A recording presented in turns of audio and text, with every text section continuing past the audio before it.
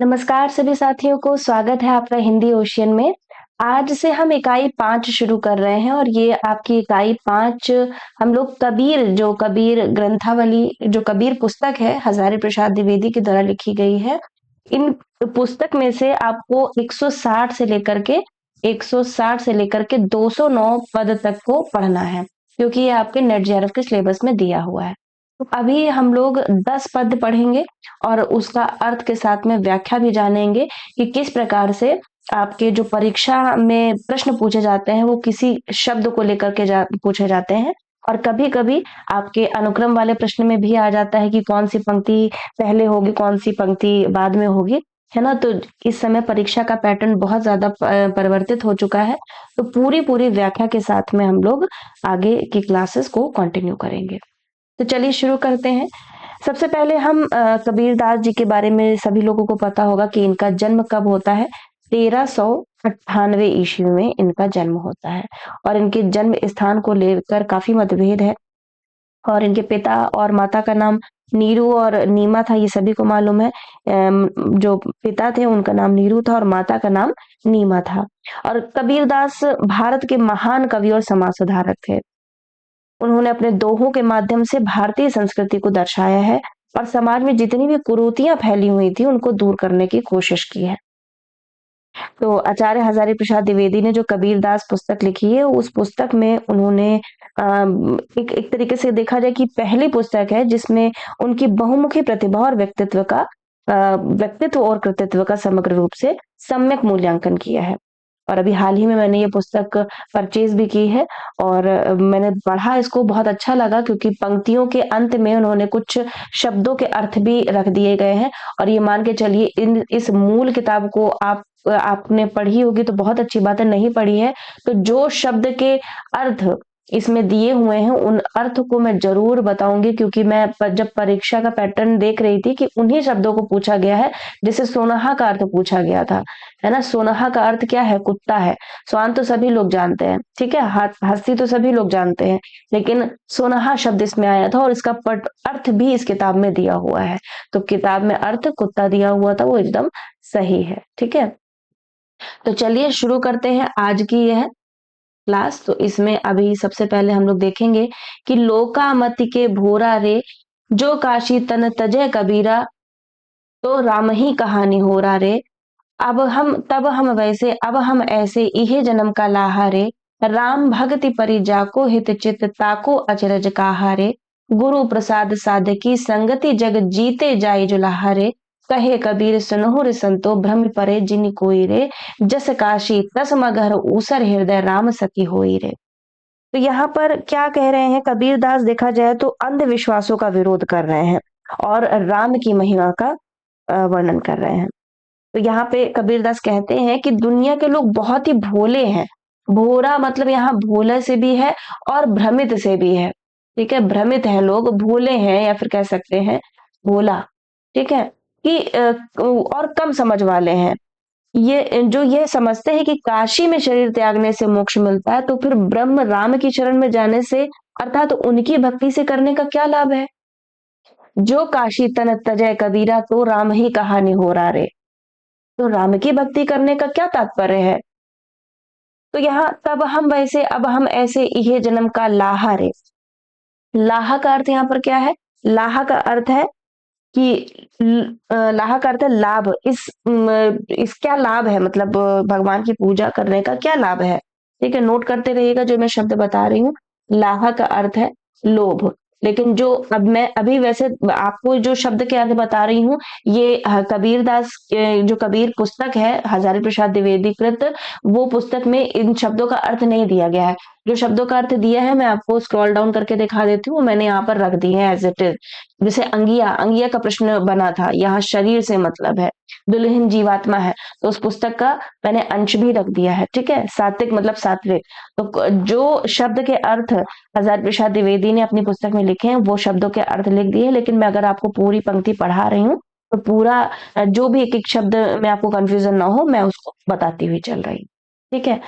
तो राम भगति पर जाको हित चित ताको अचरज काहरे, गुरु प्रसाद साध की संगति जुग जीते जाई जुलाहरे। क्या कहते हैं आगे कि पहले तो हम अज्ञानी थे, तब हम वैसे अब हम ऐसे। तब तो हम पहले अज्ञानी थे तो इन तत्वों की बातों को नहीं समझते थे, लेकिन अब हम ज्ञानी होकर भी इसे नहीं समझ रहे हैं, तो हमें इस जन्म से क्या लाभ है ना? क्या लाहारे, लाहा मतलब लाभ, ठीक है, याद रखिएगा इसका अर्थ है क्या लाभ है या लोभ इसका, ठीक है। राम भक्ति परिजाको हित चित ताको अचरज का हरे। क्या कहते हैं कबीरदास कहते हैं कि जिस प्रकार जल में प्रवेश करने वाले जल को पुनः जल से अलग नहीं किया जा सकता, उसी प्रकार यह जुलाहा कबीर राम रूपी जल में प्रवेश कर उनके साथ एकाकार हो गया है तथा उनमें मेरे विलग होने का प्रश्न ही उत्पन्न नहीं होता। अपनी जाति का भी वर्णन किया है, क्या है जाति से जुलाहर है। तो मैं इस प्रकार से उनके जल जल में समा के जल रूपी जल में प्रवेश कर चुका हूं कि अब मैं एकाकार की अवस्था में आ गया हूं, अब मैं उनसे विलग या फिर अलग नहीं हो सकता। कहे कबीर सुनहु रे संतो भ्रमि परे जिन कोई रे, जस काशी तसमा घर ऊसर हृदय राम सती होई रे।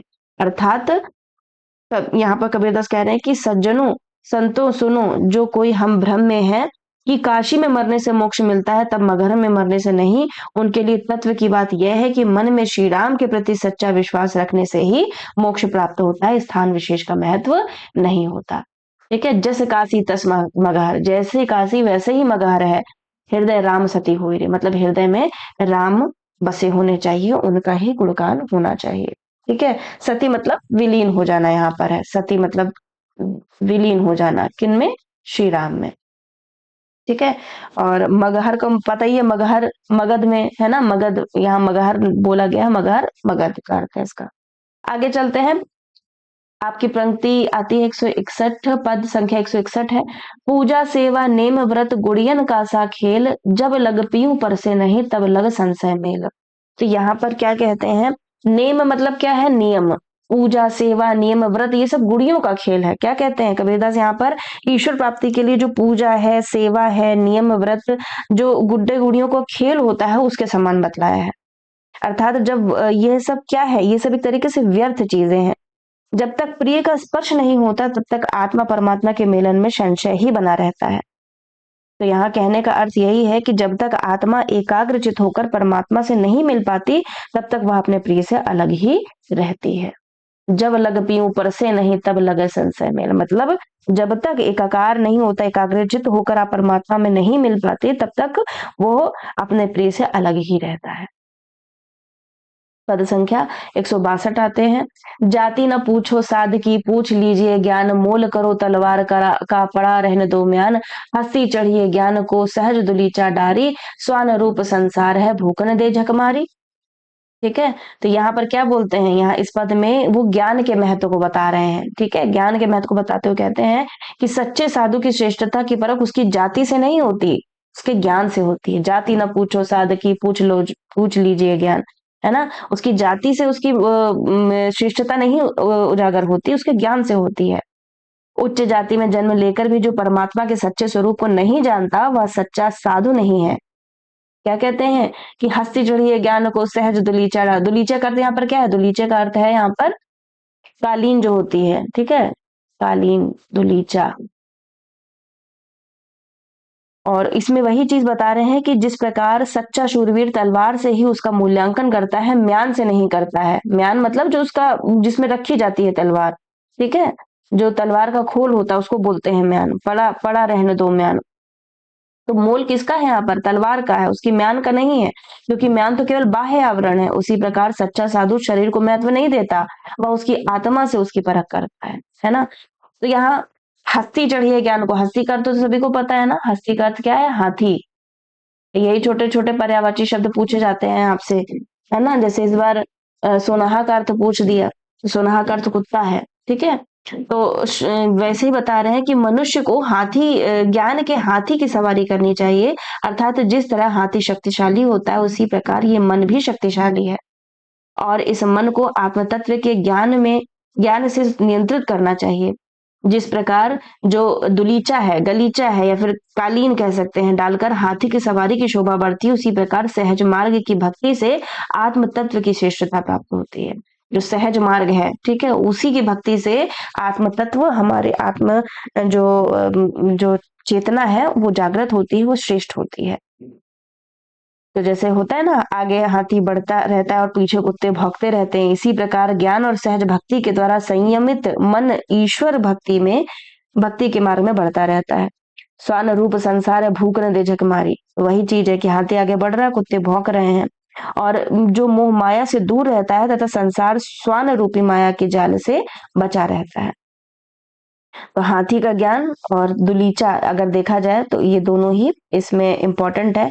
एक तरीके से रूपक अलंकार इन दोनों में है, ठीक है।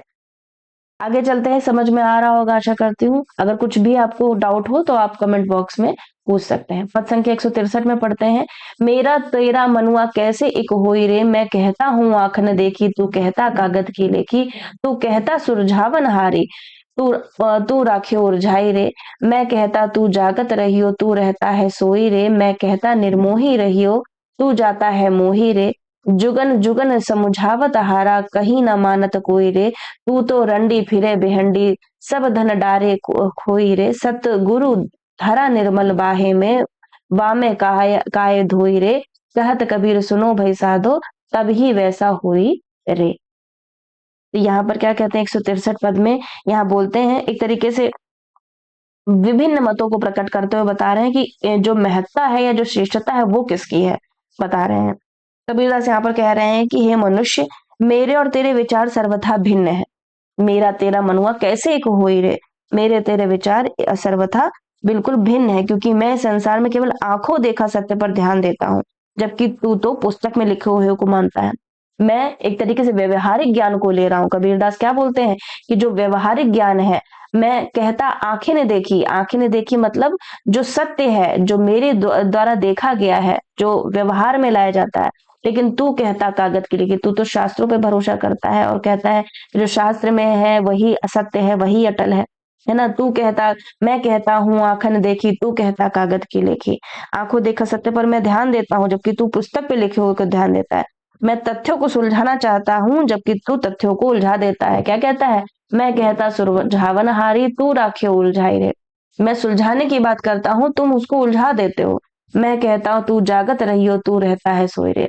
मैं जगता हूँ, मैं उन तथ्यों को लेकर के जगता हूँ और ज्ञान प्राप्ति में लीन रहता हूँ, तू अज्ञान में पड़ा सोता रहता है।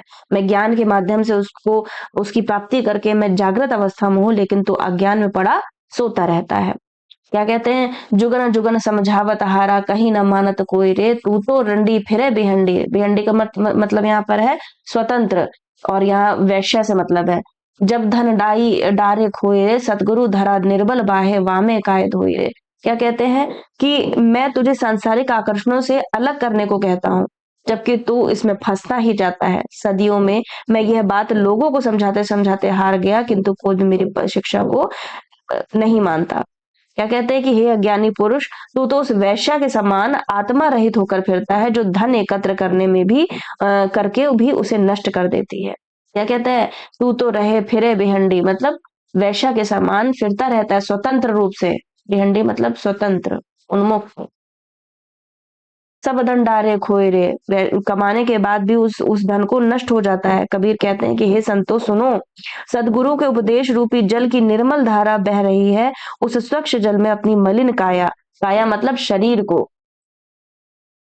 प्रक्षालित करो, शुद्ध करो, फिर तुम भी वैसे ही पवित्र हो जाओगे, तभी वैसा हो ही रहे। यहाँ कोई डाउट होगा तो पूछेगा। पूरा मैं आपको इसी वजह से व्याख्या बता रही हूँ। बाकी जो कबीर की पुस्तक मैंने परचेज की है उसमें मैंने देखा है कि इन शब्दों के अर्थ हजारी प्रसाद ने नहीं बताया। अब देखिए, ये प्रश्न अगर बनता है तो यहाँ से ये प्रश्न बन जाएगा, अंगिया। अंगिया का अर्थ यहाँ पर क्या है, तो यहाँ शरीर से मतलब है, दुल्हन जीवात्मा है। ठीक है, चलिए शुरू करते हैं। दुल्हन अंगिया काहे न धोवाई, बाल पने की मैली अंगिया विषय दाग पर जाई, बिन धोए पिए रीझत नाही, सेज से देत गिराई, सुमिरन ध्यान के साबुन करी ले सतनाम दरियाई, दुविधा के भेद खोल बहुरिया मन के मैल धोवाई, चेत करो तीनों पन बीते, अब तो गवई गवन न गिचाई, पालनहार द्वार है ठाड़े, अब काहे पछताई, कहत कबीर सुनो हीरो सुनो सुनो री बहुरिया, चित अंजन दे आई। तो यहाँ बहुरिया का क्या है, जीवात्मा को बोला है बहुरिया, है ना। पूछा जा सकता है प्रश्न के रूप में, बहुरिया यहाँ पे क्या है, तो जीवात्मा के रूप में है। दुल्हन क्या है, दुल्हन ही एक तरीके से जीवात्मा है। अंगिया क्या है, तो अंगिया यहाँ शरीर से मतलब है। देखते हैं, तो यहाँ पर मुक्त बोलते हैं कि विकारों से मुक्त हुए बिना प्रभु कृपा असंभव है। कबीर जीवात्मा से कह रहे हैं, अंगिया मतलब दुल्हन मतलब जीवात्मा, अंगिया मतलब शरीर। तो यहाँ जीवात्मा से कहते हैं कि हे जीवात्मा, तेरा शरीर अज्ञान अवस्था में सांसारिक विषय विकारों से युक्त है, अतः तूने अपने इस शरीर रूपी चोली का प्रक्षालन क्यों नहीं किया। यह तो जन्म से ही गंदी है, क्योंकि त्याग क्यों नहीं किया इसका, ये तो जन्म से गंदी है, क्योंकि जब तक तेरा शरीर विषय विकारों से रहित नहीं होगा तब तक तू अपने ब्रह्म का सानिध्य प्राप्त नहीं कर सकती। इसीलिए सत्य राम रूपी तालाब में स्मरण और ध्यान रूपी साबुन से अपने मन के विषय विकार रूपी मैल को धो डालो। साबुन करी ले सतनाम दरियाई। और क्या कहते हैं कि इस तरह तेरे मन की सारी दुविधा नष्ट हो जाएगी। तुझे यह मनुष्य रखना चाहिए, ध्यान रखना चाहिए कि सांसारिक आकर्षणों से लिप्त होकर तूने अपने जीवन की तीनों अवस्थाएं, कौन कौन सी तीनों अवस्थाएं, बालपने बीते अब तो गवन न गिचाई, कौन सी, तो बाल्यावस्था, यौवनावस्था और जरावस्था, तीनों अवस्थाएं पार कर ली हैं और अब मृत्यु निकट आ पहुंची है। अब तुझे किसी प्रकार का दुख नहीं भोगना पड़ेगा, क्योंकि तेरी रक्षा करने वाले ईश्वर तेरे द्वार पर खड़े हैं। कबीर कहते हैं कि इस प्रकार जीवात्मा ने अपने कलुषित मन को राम रूपी अंजन, अंजन मतलब यहाँ क्या है, अंजन मतलब राम रूपी, कहत कबीर सुनो सुनो री बहोरिया, अंजन मतलब काजल, ठीक है, अंजन से पवित्र कर लिया है तुमने, है ना, राम रूपी अंजन से तुमने अपनी आत्मा को पवित्र कर लिया है। आगे बढ़ते हैं, पृष्ठ पद संख्या 165। मोरी चुनरी मुँह पर गयो दाग पिया, पांच तत्व की बनी चुनरिया, सारे से बंदे बंद लागे जिया, यह चुनरी, यह चुनरी सही कर लीजिएगा, यह चुनरी मोरे मैके ते आई, ससुरे में मनवा खोए दिया, मली मली धोई दाग न छूटे, ज्ञान की साबुन लाए पिया, कहे कबीर दाग कब छूटे हैं, जब साहब अपनाए लिया। साहब यहाँ कौन है, ईश्वर, है ना। यहाँ विकारों से मुक्ति का प्रयास करते हुए वो परमात्मा मिलन की आशा का पद प्रस्तुत कर रहे हैं और कहते क्या है, ये मोरी चुनरी में पड़ गयो दाग पिया। कहते हैं जीवात्मा और परमात्मा के संबंधों की चर्चा कर रहे हैं और कहते हैं कि जीवात्मा की शरीर रूपी चुनरी में विषय विकारों का दाग लग गया है। इसमें जीवात्मा के शरीर रूपी चुनरी में, मतलब हम जैसे मनुष्यों के चुनरी मतलब शरीर, है ना, चुनरी यहाँ पर क्या है, बाह्य शरीर, तो उसमें दाग लग गया है। यह शरीर रूपी चुनरी पांच तत्वों से मिली है। कौन कौन से तत्व है वो पांच, बताइए, पांच तत्व से बनी चुनरी है, वो पांच तत्व कौन कौन से हैं, शरीर किन पांच तत्वों से बना है, पहला है पृथ्वी, दूसरा क्या है, दूसरा है जल, तीसरा है वायु, चौथा है आपका अग्नि, और अंतिम क्या है, अंतिम आपका है पांचवा आकाश, आकाश, ठीक है। तो पृथ्वी जल वायु अग्नि और आकाश, हो सकता है यही प्रश्न बन जाए, पांच तत्व से कबीर जी किन पांच तत्वों का उल्लेख कर रहे हैं इनमें से, या फिर कौन सा नहीं है, ऐसे ही प्रश्न बनेंगे, नोट कर लीजिएगा, पृथ्वी जल वायु अग्नि और आकाश। क्या चुनरिया, कौन सी चुनरिया बनी है, हमारी शरीर रूपी चुनरिया बनी है। सारे से बंदर लागे जिया, यह चुनरी मोरे मैके ते आई। तो मैके करते हैं यहाँ पर क्या बताते हैं, कहते हैं कि ये जो जीव पर कर्मों और संस्कारों के अनेक बंधन लग गए हैं, अर्थात दाग लग गए हैं, यह शरीर रूपी चुनरी मेरे मैके से आई है, लेकिन ससुराल में आकर मेरा मन खो गया है, अर्थात परमात्मा ने इस शरीर रूपी चुनरी को प्रदान किया था, तब वह स्वच्छ थी, पवित्र थी, लेकिन ससुराल में आकर अर्थात संसार में आकर, ससुराल मतलब संसार में आकर मेरे मैके तो आई थी, मैके क्या है, मैका जीवात्मा जहाँ पे ईश्वर रह रहे हैं, ठीक है, वो मैका है उनका, और जहाँ पे ये जो ससुराल में आ गए हैं तो यहाँ दाग लग गए हैं, मतलब जो संसार है, ठीक है, तो यहाँ संसार से है, मतलब विश्व से है, ठीक है। तो यहाँ पर क्या कहते हैं कि विषय वासनाओं के दाग लग गए हैं इस संसार में, मल कर धोने के पश्चात भी यह दाग छूटता नहीं है। ज्ञान ज्ञान की साबुन लाए पिया, धोई दाग ना छूटे, ज्ञान की साबुन लाए पिया। कहते हैं कि मल कर धोने के पश्चात भी यह दाग नहीं छूटता है, ज्ञान रूपी साबुन लगाने पर भी यह दाग नहीं छूट रहा है। कबीरदास कहते हैं कि अब तो यह दाग तभी छूटेगा जब परमात्मा इस आत्मा अर्थात जीव को अपना लेगा, जब साहब मुझे अपना लेंगे, ईश्वर मुझे अपना लेंगे और दोनों एकाकार हो जाएंगे। ठीक है, आगे चलते हैं। प्रश्न आपका पद संख्या 166 है। जैसे देखिए अब सात्विक, सात्विक का अर्थ दिया गया है, सात्विक का अर्थ सात्विक है। ठीक है, तो ये जो पद दिए गए थे वो मैंने किताब से इसको यहाँ पर कर दिए हैं कि हो सकता है कि देखिए प्रश्न तो वैसे कहीं से भी बना सकते हैं क्योंकि पद आपका दिया है, लेकिन विशेषतः पुस्तक में अगर ये दिया हुआ है तो पुस्तक वाले बहुत इंपॉर्टेंट हो जाते हैं। ठीक है, तो पद है, तेरा जन एक आध है कोई, काम क्रोध और लोभ विवर्जित, हरि पद चीन सोई, राजस तामस सादिक सादिक तीनों ये सब तेरी माया, चौथे पद को जय जन चीन्हे तिन्हे ही परम पद पाया, अस्तुति निद आशा निंदा आशा छाणे, तजे मान अभिमाना, लोहा कंचन समी करी देखे ते मूर्ति भगवाना, चेते तो माधव चियंता मणि हरिपद रमे उदासा, तृष्णा आरु अभिमान रहित है कहे कबीर सो दासा। यहाँ पर तृष्णा मतलब तृष्णा, इच्छा, तृष्णा रूपी जो हमारी इच्छा है वो कभी नहीं खत्म होती। आज हमने कोई चीज ले ली, कोई चीज नहीं मिली तो हम उसमें ज्यादा दुखी हो जाते हैं ना, उसमें ज्यादा दुखी हो जाते हैं, और जो मिल गई उसको भूल जाते हैं, उसका सुख करना ही भूल जाते हैं, है ना। तो तृष्णा हमारी कभी नहीं जाती। संतोष, संतोषम परम सुखम, वो संतोष नहीं जाता। तो चलिए इसको देख लेते हैं, इसमें क्या कहते हैं। यहाँ ईश्वर के विभिन्न अवतारों तथा उनकी जुड़ी लोक प्रचलित मान्यताओं का उल्लेख करते हैं। नहीं, यहाँ तेरा जन एक आध है कोई, यहाँ मतलब क्या है, यहाँ कहते हैं कि ईश्वर तेरी भक्ति करने वाला तो कोई एक आध ही विरला ही होगा जो काम क्रोध और लोभ को त्याग कर तुम्हारे चरणों को प्राप्त करता है। क्या कहते हैं कि राजस तमस सतिग और सात्विक और तीन्यू, मतलब सत रज और तम, इन तीनों गुणों से आपूरित यह संसार तेरी ही माया है। जो व्यक्ति इनसे दूर रहकर तुम्हारी आराधना करता है वही तुम्हारे पद को प्राप्त हो सकता है। जो भक्त अपनी प्रशंसा नहीं चाहता, दूसरों की निंदा नहीं करता, सांसारिक तृष्णा को त्याग कर मान अभिमान को छोड़कर लोहा तथा सोना अर्थात सुख दुख को समान समझता है, वही भगवान की साक्षात मूर्ति होता है अर्थात पूज्य होता है। क्या कहते हैं कि लोहा कंचन मतलब लोहा, और सोना मतलब कंचन मतलब सोना होता है ना, तो यहाँ लोहा और सोना मतलब दुख और सुख, है ना। लोहा और सोना मतलब दुख और सुख, लोहा को दुख से संबोधित किया गया है और कंचन को सुख से। तो समीकरी देखिए, जो एक तरीके से देखता है इनको, उनके लिए कोई इंपॉर्टेंस नहीं है। ते मूर्ति भगवाना अर्थात वही पूज्य होते हैं। मनुष्य को सचेत करते हुए कबीर यहाँ कह रहे हैं कि चेते तो माधो चिंता मणि हरिपद रमे उदासा, तृष्णा और अभिमान रहित है कहे कबीर सोदासा। क्या कहते हैं कि मनुष्य को सचेत करते हुए यहाँ कहते हैं कि चिंता करता, तू किस किस बात की चिंता करता है, तो चिंतामणि रूपी प्रभु की चिंता विचार कर, उनकी चिंता कर और इस संसार से विरक्त होकर हरि के चरणों में स्वयं को लगा दे। वही व्यक्ति तृष्णा और अभिमान रहित है, वास्तव में वही प्रभु का दास है। ठीक है, तो राजस और तामस अगर पूछा जाएगा तो राजस और तामस इसमें कौन सा अलंकार है, तो इसमें छह का अनुप्रास अलंकार है, नोट कर लीजिएगा, छह का अनुप्रास।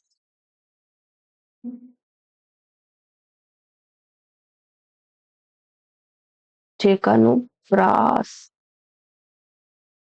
ठीक है, आगे चलते हैं। अब आपका आता है 167वां पद। अबुझा लोग कहा लो बुझे बुझन हार विचारो, केते रामचंद्र तपसी से जिन जग यह भरमाया, केते कान भय मुरलीधर तिन भी अंत न पाया, मच्छ कच्छ बाराह स्वरूपी वामन नाम धराया, केते बौद्ध भय निकलंकी तिन भी अंत न पाया, केतिक सिद्ध साधक सन्यासी जिन बन बास बसाया, केतिक मुनिजन गोरख कहिए तिन भी अंत न पाया, जाकी गति ब्रह्म है नहीं पाए शिव सनकादिक हारे, तो के गुण नर कैसे पै हो कहे कबीर पुकारे। क्या कहते हैं कि अबुझा लोग कहा लो बुझे बुझन हार विचारो। क्या कहते हैं यहाँ पर जो विभिन्न अवतार हैं उनकी लोक प्रसिद्ध कथाओं को यहाँ पर कहते हुए कबीरदास कहते हैं कि हे मनुष्य, तुम ईश्वर को जानने का दावा करते हो, थोड़ा विचार करके बोलो। अबुझा लोग, तुम्हें तो कुछ ज्ञान भी नहीं है, बूझ नहीं सकते तुम, कहाँ लो बुझे बुझनहार विचारो। तुम ईश्वर को जानने का दावा करते हो, थोड़ा तो विचार कर लो। अनेक प्रकार के दावों से कबीरदास अपनी बात सिद्ध करने का प्रयास करते हैं कि इस जग में रामचंद्र जी जैसे तपस्वी भी हुए हैं। रामचंद्र तपसी से जिन जग यह भरमाया, जिनके प्रताप से ये जग भरमाया है। रामचंद्र ईश्वर की माया को नहीं बूझ पाए हैं, समझ नहीं पाए, तो तुम कैसे समझोगे? कह रहे हैं कि उन्होंने नहीं भरमाया, उन्होंने नहीं जाना, है ना? तो तुम कैसे जान सकते हो? यहाँ केते कान भय मुरलीधर, मतलब राम की व्याख्या, फिर कहते हैं मुरलीधर मतलब कृष्ण। क्या कहते हैं कि मुरली धारण करने वाले श्री कृष्ण ने भी जब इस संसार का अंत नहीं पाया, अर्थात ईश्वर को नहीं पहचान पाया, तो मनुष्य कैसे पहचान सकेगा? अबूझा लोग कहाँ लो बुझे बुझनहार विचार। कह तो रामचंद्र तपसी से जिन जग यह भरमाया, केते कान भय मुरलीधर तिन भी अंत ना पाया। कोई अंत नहीं पता पाए हैं इस संसार का। क्या कहते हैं कि मच्छ कच्छ पराह स्वरूपी वामन नाम धराया। ईश्वर के स्वरूप को पहचानने के संबंध में विभिन्न अवतारों की चर्चा करते हुए कबीरदास यहाँ कह रहे हैं कि लोग ईश्वर के मत्स्य रूप का वर्णन करते हैं, कछुआ रूप की बातें करते हैं, वराह अवतार की बातें करते हैं। मच्छ मतलब मत्स्य, ठीक है, और कच्छ मतलब यहाँ कछुआ से है, नोट कर लीजिएगा। मच्छ मतलब मछली और कच्छ मतलब कछुआ, उसकी बातें करते हैं। वराह रूप, वामन रूप, है ना, वामन वराह, वराह रूप की बात करते हैं, वामन रूप की बातें करते हैं।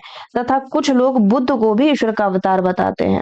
कौतिक बौद्ध भय निकलंकी, मतलब अनेक प्रकार के बौद्ध, जैन, ईसाई, हिंदू, ठीक है, मुस्लिम, तो वही चीज बताते हैं कि वराह अवतार को भी अपनाया। कबीर कहते हैं कि मच्छ कच्छ वराह वामन रूप धारण करने के बाद भी कितने ही ज्ञानी लोगों को भी उसका अंत नहीं मिल पाया, अर्थात वह उसे पूरी तरह से समझ नहीं पाए, ईश्वर के मायाजाल को समझ नहीं पाए। तो तुम कौन होते हो? चाहे जितने कितने ही तुम सिद्धि पुरुष हो, केतिक सिद्ध साधक सन्यासी जिन बस बनवास बसाया। कहते हैं कि चाहे कितने ही सिद्ध पुरुष हो, साधना करने वाले तपस्वी हो, वन में निवास करने वाले सन्यासी हो, कितने ही मुनि हुए, गोरख हुए, उन्होंने भी ईश्वर का अंत नहीं पाया, उसका बोध वो प्राप्त नहीं कर पाए। तो तुम क्या करोगे? तुम कैसे बूझोगे? जाकी गति ब्रह्मे नहीं पाए, शिव सनकादिक हारे, तो के गुण नर कैसे पै हो, कहे कबीर पुकारे। क्या कहते हैं कि जिनकी गति ब्रह्म तक नहीं पा सके तथा शिव सनकादिक आदि भी जिनके समक्ष हार गए, उस परम पिता परमात्मा की गति तुम कैसे करोगे? तुम उनके गुणों का साक्षात कैसे करोगे?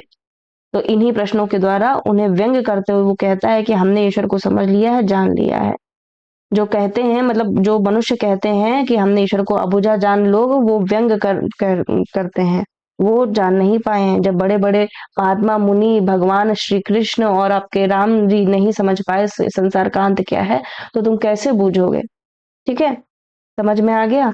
आगे चलते हैं, 2 पद और पढ़ेंगे, 168 3 पद, उसके बाद में ये समाप्त करते हैं। साधो देखो जग बौराना, साची कहो तो मारन धावे, झूठे जगपतियाना, हिंदू कहत राम हमारा, मुसलमान रहमाना, आपस में दो लड़ाई मरत है, मरम कोई नहीं जाना, बहुत मिले मोही नेमी धर्मी, प्रात करे असनाना, आत्म छाणी पाषण पूजे, पाषण मतलब पत्थर, तिनका थोथा ज्ञाना। क्या कहते हैं? साधो देखा जग बौराना, आगे की पंक्तियां हैं कि आसन हमारे डिम्ब धरी बैठे का अर्थ यहाँ पर हजारी प्रसाद द्विवेदी बताते हैं कि दम्भ धारण करके जो बैठे हैं। मेहर, मेहर मतलब होता है दया, यहाँ मेहर शब्द भी आया है, मैंने हाईलाइट कर दिया है।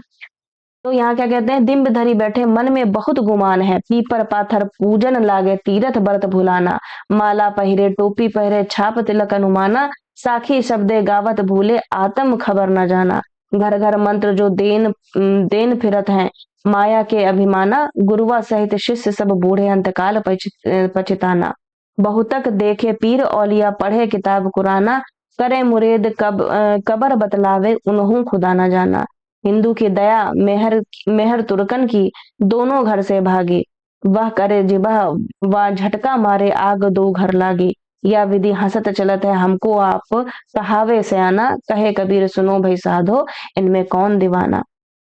क्या कहते हैं यहाँ पर कि साधो देखो जग बौराना। तो यहाँ मूर्ति पूजा और जो अबाह्य आडंबर हैं, जो पाषाण मतलब पत्थर को पूजते हैं, ठीक है, जो साधु संत देवता, उन्हीं को दिशा निर्देश करते कहते हैं कि ईश्वर एक है। क्या कहते हैं कि हे संतो, साधु देखो जग बौराना, हे संतो, साधु मतलब साधु, हे संतो, ये संसार जो है वह पागल हो गया है, अर्थात दिग्भ्रमित हो गया है। ये धर्म और ईश्वर के संबंध में झूठी बातों पर विश्वास तो कर लेता है, लेकिन वास्तविकता से परिचित करने पर मारने को दौड़ता है। हिंदू धर्म के अनुयायी कहते हैं कि राम ही हमारा ईश्वर है, और मुसलमान क्या कहते हैं कि रहीम हमारे ईश्वर है। दोनों धर्मों के अनुयायी वास्तविक धर्म तत्व को नहीं जानते, मतलब जो मेन मर्म है, जो मर्म है, जो स्पर्श है, जो एकाकार है ना, उसको समझते नहीं है। दोनों धर्मों के अनुयायी वास्तविक धर्म तत्व को नहीं जानते तथा बाहरी विधि विधान को लेकर आपस में लड़ते झगड़ते रहते हैं।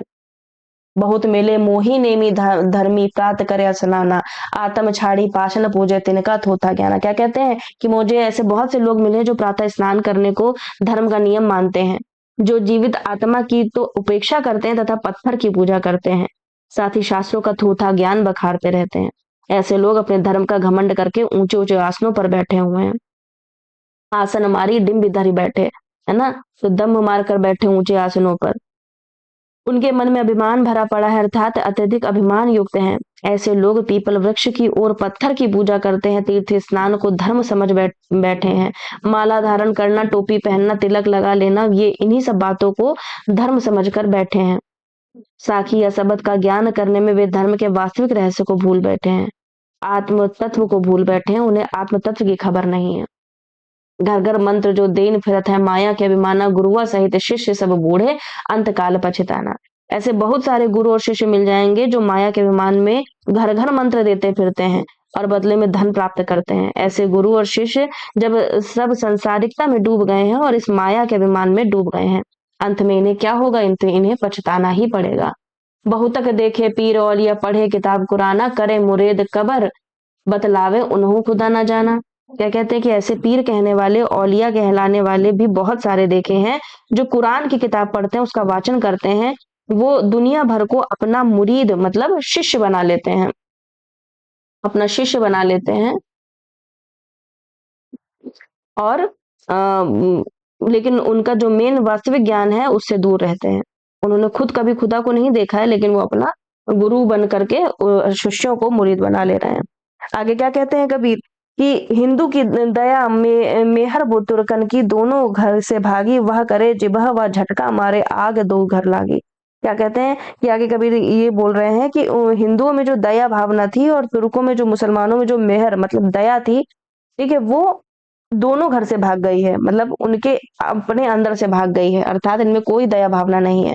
एक तो हिंदू धर्म में झटके से मार देते हैं, अर्थात पशु बलि देते हैं, झटके से मार देते हैं ना पशुओं को, हिंदू धर्म में बलि चढ़ाते हैं। उस समय बहुत ज्यादा ये प्रचलन था, है ना, कि माता रानी प्रसन्न होंगी। ठीक है, रजरप्पा यहाँ पर मंदिर है एक फेमस, झारखंड में, वहां पर तो पशु बलि मैंने देखी थी, अपनी आंखों से देखी थी, माता रानी का मंदिर है, तो वहां पर वहां झटका मारे आग दो घर लागी। क्या कहते हैं कि धर्म के मारे भावना तो इनमें है नहीं, अर्थात पशु बलि देते हैं तो मुसलमान हलाल करते हैं, अर्थात वो भी पशु को मारते हैं, तो दोनों ही पशु को मारते हैं, दोनों ही के घरों में आग लगी हुई, दोनों ही हिंसक प्रवृत्ति के हैं। तो आगे कहते हैं वह कहे जिबा या विधि हसत चलत है, हमको आप कहावे स्याना, कहे कबीर सुनो भई साधो, इनमें कौन दीवाना। कहते हैं कि लोग मुझ पर हंसते हैं, मुझे पागल समझते हैं और स्वयं को समझदार मानते हैं। कबीरदास कहते हैं कि हे संतो, आप ही बताओ इनमें से दीवाना कौन है, अर्थात पागल मूर्ख कौन है और कौन समझदार है। ठीक है, तो यहाँ पर ये पद भी समाप्त होता है। अगला पढ़ते हैं, मियाँ तुमसो बोलो बणी नहीं आवे, हम मस्कीन, मस्कीन मतलब क्या है, मस्कीन मतलब होता है दया या गरीब,